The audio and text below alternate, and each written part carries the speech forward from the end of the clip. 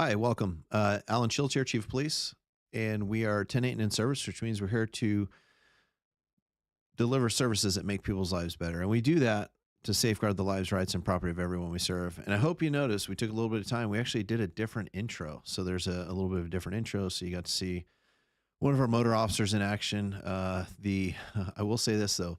The opening picture of a car going 75 miles an hour, or the readout on the LiDAR of the car going 75 miles an hour, wasn't in front of the high school where he was working radar. Those are two separate incidents. But I do want to start off with saying happy Thanksgiving to everyone. I hope everyone's having a good time of showing gratitude and thanks over the weekend. And hopefully you're also getting some good food. But let's do a question of the day and throw it in here. I'm just curious, what is your favorite side dish when it comes to Thanksgiving? And then the second question is, what is your main dish for Thanksgiving? In our house, we tend to go traditional. We just go with turkey. And this year, I'm actually going to smoke a turkey. I've done that in the past. It's super delicious. But my favorite side is actually stuffing. But we make our stuffing with that sage sausage. So it's delicious. So go ahead and throw your recommendations in there. Maybe someone can get a last minute tip for tomorrow. We're going to talk about a few things, but I do want to cover the evergreens. And then I've got a couple of announcements for some really cool things that are coming up that we'd like to see you in person and see you participate in. First, if you can download the FEMA All Hazards Checklist, this is a guide to very low frequency but high risk events. If one of these events happens, it's going to be bad. So this helps you be prepared prior to, have water ready, have additional clothing, have additional power, those sort of things, and it will help you to survive should one of those happen. And then also sign up for the community warning system through Contra Costa County Office of the Sheriff. There's a link in the description. Also download the Wildfire Preparedness and Evacuation Guide. That is another guide that will help you to prepare yourself, your family, even your pets. Should one of those disasters happen, you will be ready to go. And then something fairly new we found out in the last 6 months, or at least new to us, is PG&E has an excellent website on preparation tips, and they've got some different tips. And I think if you just kind of download these and take a look for yourself, I would recommend printing them out, throwing them in one of your, your coffee table drawers or something, so that you at least go over it once. And then if an event happens, you've got it there that you can pull it out. I kind of joke with folks around here. We had our Veterans Day show a couple weeks ago. I was in the Air Force and we checklist everything. So there was an incident on the plane one time, and we train for these incidents, we practice these incidents, but then we practice, 95% of the time we're practicing our operational mission. We're not practicing for this event that may never occur. Well, unfortunately, some of our computers down below started catching on fire. And so we had a fire underneath our plane as we were controlling aircraft. And it was a pretty not great event. And sure enough, first thing we did, just like these checklists that you see that we're asking you, please print them out, please put them in your homes, go over them and put them there. Those same checklists, I went and I pulled it out. I knew what my role was, and we all worked as a team. We were still able to maintain control of all those fighters and put out the fire. So it was good to have those checklists. So I am a very big believer in checklists, and I can't recommend them more. So please go to those links in the description and download those. All right, we've got something really cool happening Friday. We've got our tree lighting, and this has been going on for several decades, and it does impact our downtown area. It's really meant to drive people to our downtown area. However, if you're not participating in it, this might be a little inconvenient because we're going to be closing some roads. We close Diablo Road, or a portion of it, at about 1 o'clock, and then we do full road closures from about the Oak Tree to downtown, and then most of Harts Avenue starting at about 4 o'clock, and they close till about 9 or 10 o'clock at night. So if you can't, we'd recommend just joining us. But if you can't, here's a good picture or a map of what the road closure looks like. If you're coming from the south and you're looking to avoid this because you're not attending the tree lighting, our recommendation is to go to Railroad Avenue.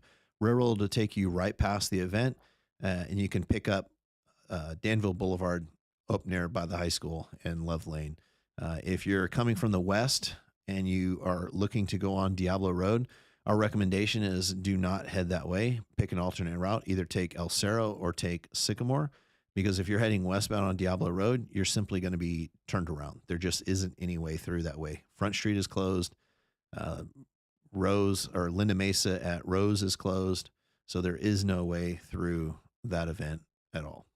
So we recommend to stay clear of the Diablo Road area. All right. One more thing we have, and this is Lindsay Ortiz is our outreach coordinator. So if you've ever scheduled an event with us, had us come out to do a run, hide, fight presentation, she's the one that does that. One of the things she's done, this is her third year in a row doing it, is she does Toys for Tots, and it's very, very good. We have, usually we do it in over 2 days, and we maintain a drop-off center here at the PD. But in the 2 days that we've done it in the past 2 years, we have filled up a U-Haul truckload of toys because there are so many generous people in the town. So please come out. We're actually going to be posted up. We're giving love to the other side of the Costco Marshalls parking lot. We were at Costco for a couple of years, so we're going to head over to Marshalls. And so we're going to be at 3140 Fostoria Way. And we're going to be a couple Fridays from now, December 8th. And we're going to be there from 1 to 5. So pretty long window. So come down.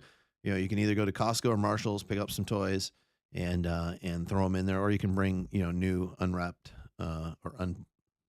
toys still in the box down, and the Marine Corps Toys for Tots program will take all of those. So let's keep that tradition going. We have a pretty good record for. We used to call it Fill the Cruiser, and we realized the cruiser wasn't big enough, so we had to get a U-Haul truck. And Lindsay has just been knocking it out with scheduling all of that. And all of you have done just a great job in making sure that we get a lot of good support for those in need. So that's a great opportunity if you want to give.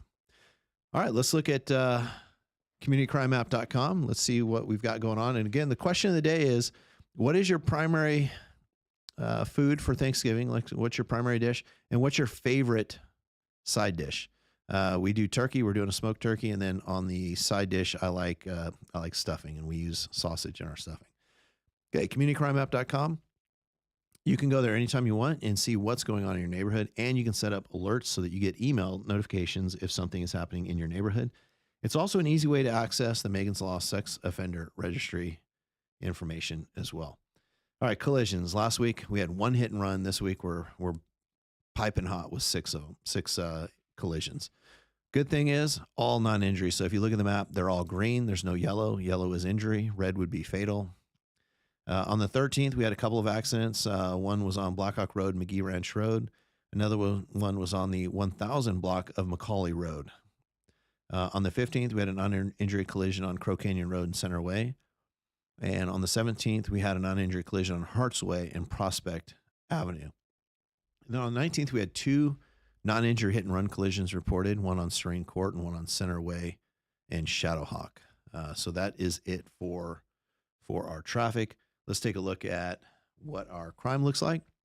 On the 13th, we had a shoplift of property from the Shell on Crow Canyon Road. It was all of a pack of cigarettes.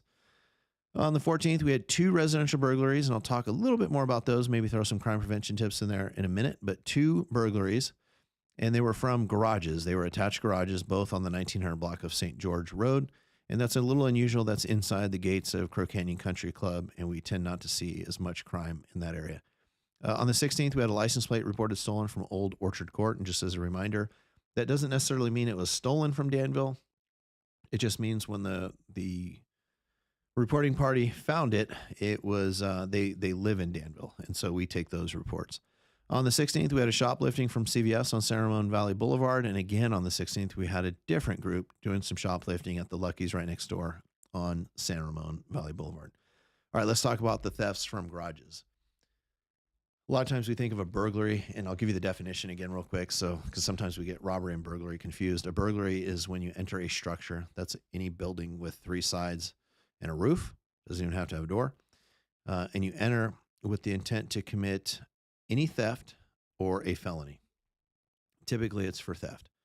Robbery is when you take someone's property by force or fear. So think of, someone pointing a gun at you and taking your property or demanding it out of fear of hurting you in some way. A lot of people will say, "Oh, my house was robbed." It was most likely burglarized. So in this case, the garages on the side, of the door on the side of the garage. So not the big roll up, the smaller man door was left unlocked. And I know that's actually a common thing. I know in my house, every once in a while I'll catch it, and that could be one of my kids going out and not locking the door.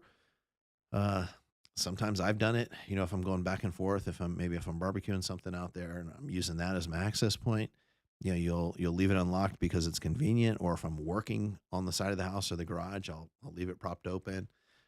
So it's not an uncommon thing. It's not the door we normally go through. So our recommendation on that is, on those side garage doors, you can actually get barriers that you could put on the inside of the door, and they're easy to mount. They usually screw into the frame of the door, so not where the swinging part is, but the frame. And then it's a little bar that goes in between there.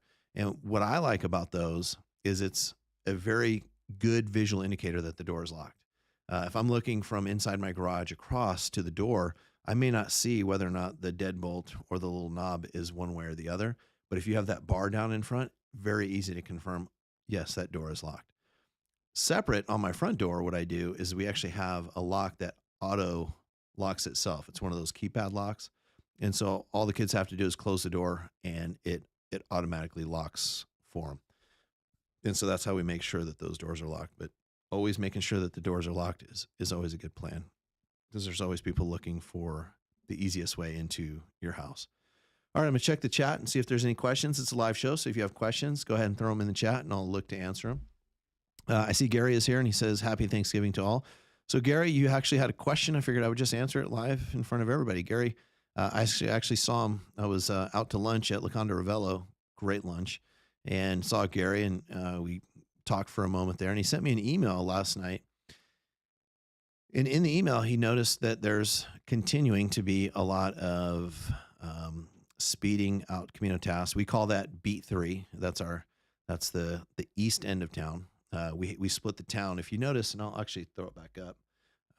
If you notice our crime map here, and it's a little hard to see the faded, but you have a dark blue, a medium blue, and believe it or not, to the right, basically the Communitas corridor going out to Blackhawk, is a light shade of blue. Those are our 3 beats. The dark blue is beat 1, the light blue is beat 2, and the eastern section is beat 3. So what he was noticing is in that beat 3 area, there's more speeding. We've had some more burglaries kind of in that Wood Ranch area. And his request was, can we get someone permanently assigned to beat 3? Also, can we get more enforcement out there? And to that, I would say yes and yes. And Gary, we actually have people assigned to each geographic zone.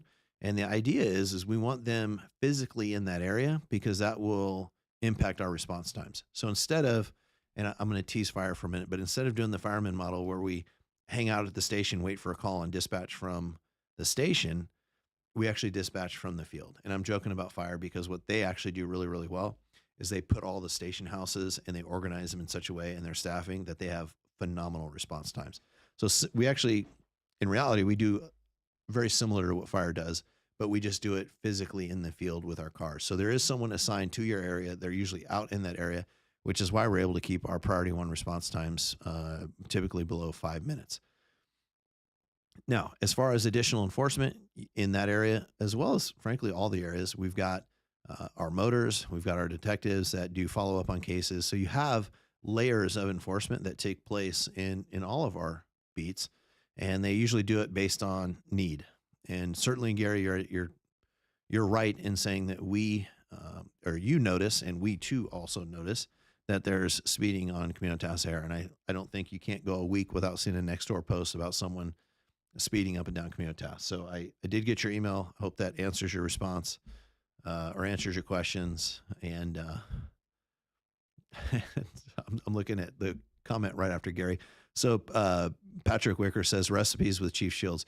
Pretty funny. I do have a couple of pretty good things that I can make, but there's only a couple. My wife is the one that actually does a lot of really good cooking and baking. I think I've just, for my taste buds, maybe perfected a couple of good things. Dina, very smart. She says, we get the full Thanksgiving meal from Draeger's, which tastes as good as homemade. Favorite side dish is stuffing. Can't go wrong with that, Dina. I kind of have a joke that the year after I'm no longer in Danville, because I have to work tonight. So I'll work tonight till like 9 or 10 o'clock for what we call college night, which is where all the kids come downtown. We know there's increased drinking and driving tonight, so we'll have teams on tonight.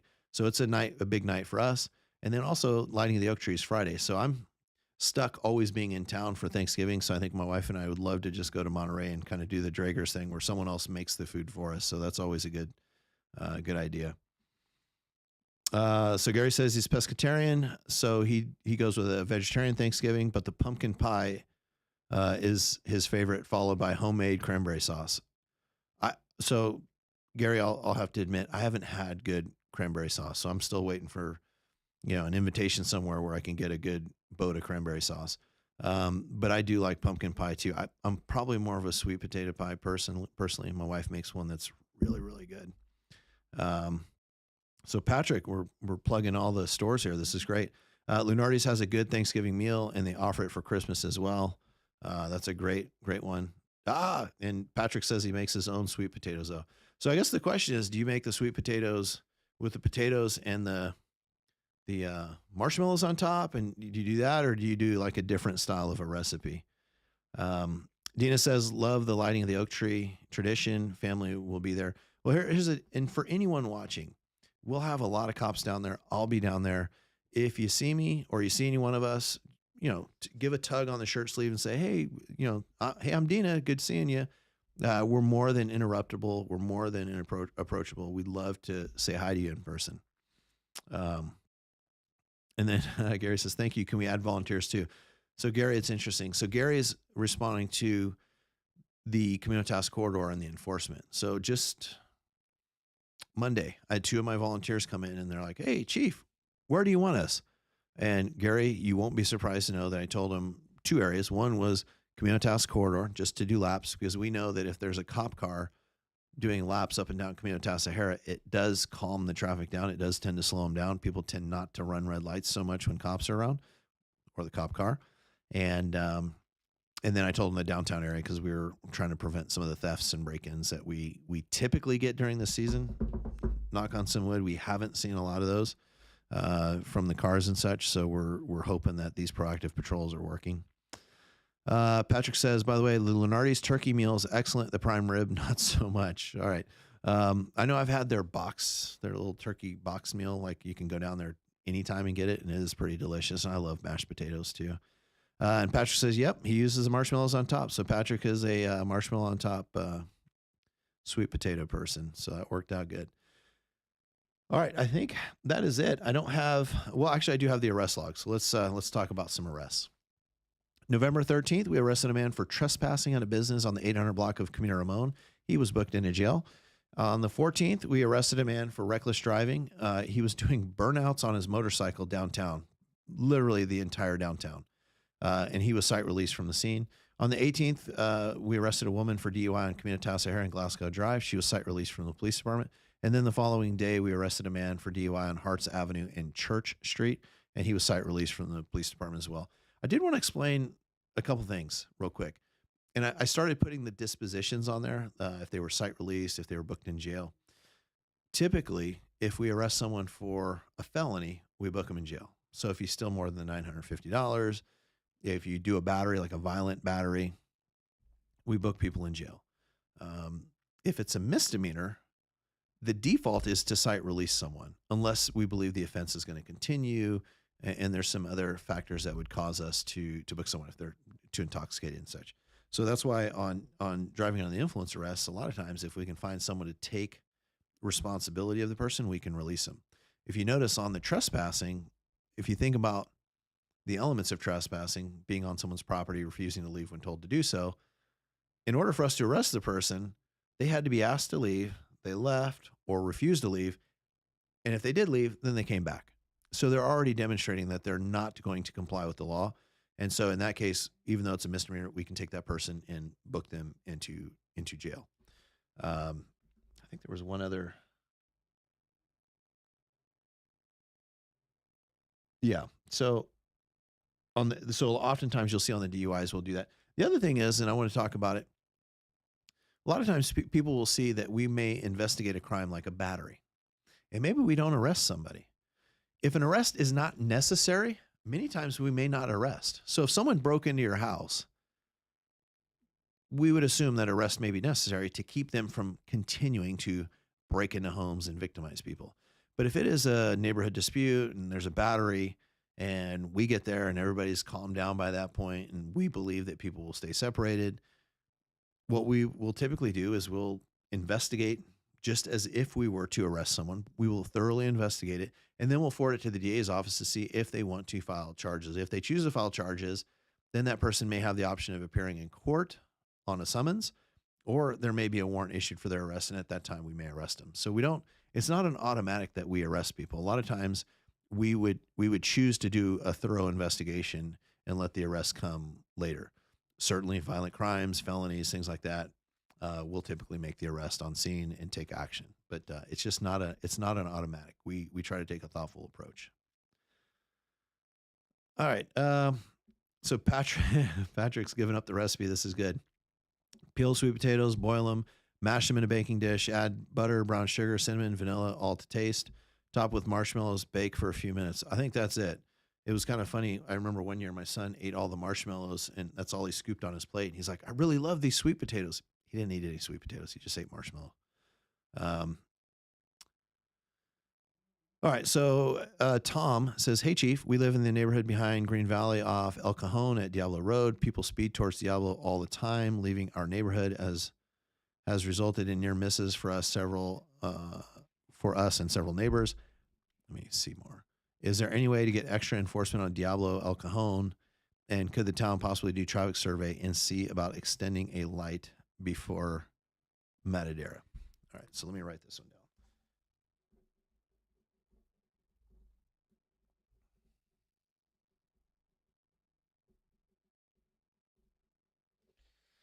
Okay, so we actually do a fair amount of enforcement there. That's one of the areas that we do enforce.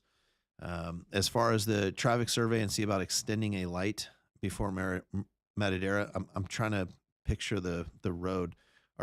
Just so I understand the question, are you wanting an additional traffic light, or are you wanting a light that's already there to simply stay red longer? And if you could throw that in the chat, that might be helpful. And if it gets a little too complex, maybe what we do is we can just take it offline and you can give me a call and I'll take a look at it. But pulling up the map now. All right, so I'm looking at Diablo Road. The Matadera area. El Cajon. Okay. I'm real familiar with that. Okay. All right, yeah. Just let me know which way was your suggestion. Was it an additional light, or were you asking for the timing of the light to be extended? An additional light is a pretty complex task, but light timing can often be done through a short evaluation from our transportation folks. But both those questions would be answered better by our transportation staff. Celeste says, hi, Chief. Just saw some beggars at Blackhawk Safeway, a woman with a sign saying single mom and a boy in a wheelchair. So Celeste, when it comes to people begging, they do have a right to be in areas that are open to the public. They have a right to beg so long as they're not aggressively begging or soliciting. And what we would ask is that if you see that, if you call us, and it's not because we're going to go out there and say, hey, you need to be somewhere else. It's simply we can reach out to those people and offer them services. We can, if they're homeless, we can see if Core Homeless Outreach can help them with services. If they need food, we can help direct them to the food bank. But I don't want to say we're a well-funded county, but there are services upon services that people that are either experiencing homelessness or need some food, that they can get what they need. So if you encounter that situation, just give us a call and we can check it out. So Tom, you said an additional light. People approach so fast and leaving our neighborhood, it's hard to see. Tom, I'll say that making that left turn from El Cajon, depending on the time of day, because you're crossing 2 to 3, maybe 4 lanes of traffic just to get out there, it can be pretty challenging. So I do agree with you on that. We have a similar problem if you leave Boone Court. If you're thinking of downtown, kind of by where Lucky's, CVS, and the bowling alley are, Boone Court, if you're trying to make a left out of there, you're crossing northbound San Ramon Valley Boulevard. Sometimes a day it's just impossible. And frankly, our recommendation is on that, when it is that hard, is to make that right turn and then make a U-turn down the road or make a couple lefts and catch up. What we do work on is the speed in that area. Sometimes it's 25, and I think the other times it's either 30 or 35. And our traffic officers are out there. Our motor officers know to work it. In fact, on our opener, I had 2 different videos. One was of one of our motor officers leaving in front of San Ramon High School. The other one was leaving one of the elderly care facilities on Diablo, going after a speeder on that road. So it is something that we are aware of. If you see a particular car or incident, please call it in and say, hey, there was a car that just, an egregious violator. It looked like they were going 60, 70 miles an hour. Call us and we'll jump on that. And in fact, I think we had a pursuit. I think we talked about it like 3 months ago that started right there in front of where you're at from a speeder. So we do a fair amount of enforcement there.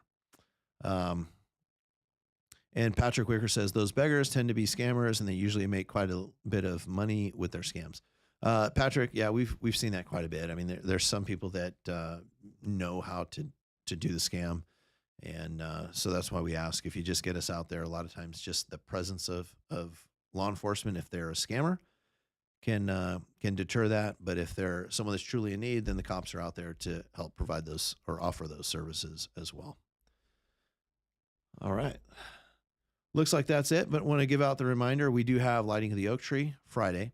That's this Friday, November 24th. We're going to start road enclosures, a partial closure on Diablo Road at 1 o'clock. And then we're going to do a full road closure at about 4. That's going to be most of Harts and Diablo from about the tree. Just consider it 680 to Harts Avenue. And it will end at about 9 or 10 o'clock. So if you're going to come join us, come down and join us. But this is what the road closures look like. And downtown is closed, so to speak, on Harts Avenue. The good thing is the way this was designed, if you need to bypass it, Railroad is wide open. If you're going north or south, just use Railroad. If you're going west on Diablo, we'd recommend that you choose either El Cerro or Sycamore, because there's not going to be a way to get past the oak tree on Diablo Road until the roads are opened back up. Go ahead and join us. We'll be out there. Lindsay Ortiz, our outreach coordinator, will be out at Marshall's Friday, December 8th from 1 to 5. And she'll be at Marshall's, 3140 Fostoria Way. Bring down a gift or purchase one from one of the stores. We're in both the Costco and Marshall's parking lot. It's a great time to hang out with us, but also do something worthwhile for some kids in need. Make sure you download the Wildfire Preparedness and Evacuation Guide. Sign up for the Community Warning System on the Office of the Sheriff's website, and then visit the PG&E website for some more information, and make sure you download the FEMA All Hazards Guide. And with that, I think we're at the point of saying happy Thanksgiving, and I hope everyone has something that they can be grateful for and express that to some other person and maybe bring a little bit more joy into someone's day. So with that, we are 10-10, but we're always 10-8 in service to all of you. Have a good night, Danville.